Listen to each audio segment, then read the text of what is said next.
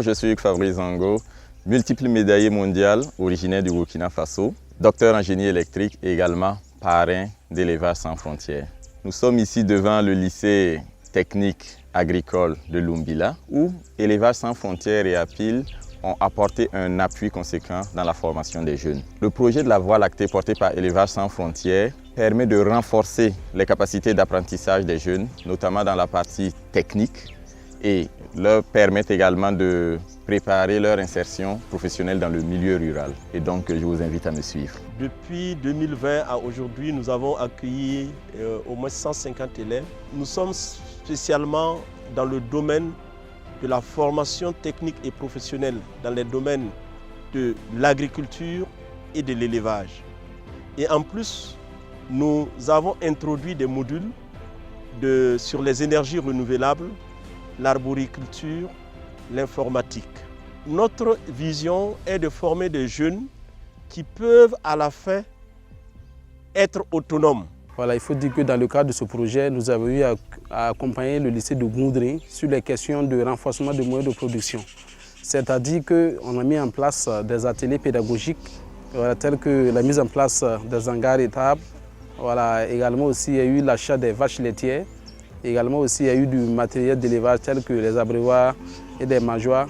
Donc nous disons merci à Élevage sans frontières, notre partenaire, de toujours, voilà, de nous accompagner dans le cadre de l'autonomisation des femmes et de la professionnalisation, voilà, des jeunes. Le projet La Voie lactée accompagne aussi les élèves dans le montage technique et financier de leurs projets professionnels. Cela comprend les équipements, les infrastructures, l'aménagement des infrastructures de les sites d'élevage.